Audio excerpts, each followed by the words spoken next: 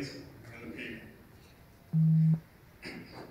So did Cincinnati's new recruiting class get taught to protect and serve the public, or were they taught how to enforce code, create revenue, intimidate, and lie to citizens, and fear for their lives if they ever feel threatened?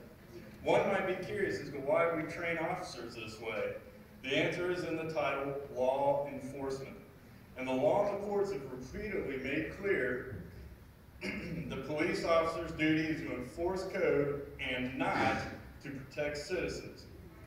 Whether we're discussing Warren versus the District of Columbia, Lynch versus North Carolina Department of Justice, or the most recent case of Castle Rock versus Gonzalez from the 2005 U.S. Supreme Court case, the citizen's protection is never the legal duty of the police. So I can rabble all day about a myriad of instances of police misconduct. But I know unless you lawmakers can change your ways and change your laws, I'm just wasting my breath. This is truly about facts and accountability. Some facts that need to be addressed are, police murdered over 1,100 Americans last year alone. That's over 3 per day. In 2010, there were 162,000 federal grand juries, which returned 161,989 indictments. That's 11 people that weren't indicted. Meanwhile, from 2008 to 2012, there were 81 cases involving police shootings. There was 1 indictment. When police injure or murder, they are typically put on paid administrative leave. They are not arrested and charged. They are standing behind a union receiving both pay and protection. The numbers suggest prosecutors don't do their job and therefore turn the other cheek to a violation that would result in jail time for the majority of the populace. So why is the system inside out?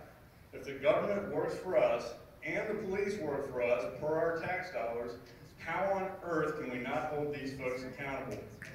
I have some thoughts to share with this task force and Mr. Kasich. We are aware that Mr. Kasich is a corporate officer for the company of the state of Ohio, Dun & Bradstreet number 034309166. That is a for-profit corporation. We are aware that all police officers are private security for their local corporation, whether that's the city of Cincinnati or the state of Ohio. We are aware that you are corporate statutes and they do not apply to flesh and blood man. Mr. Kasich, you and this task force are endangering the lives of both officers and persons you claim to represent by not addressing the issues pertaining to your true jurisdiction or lack thereof. In conclusion, I would like to trust the police.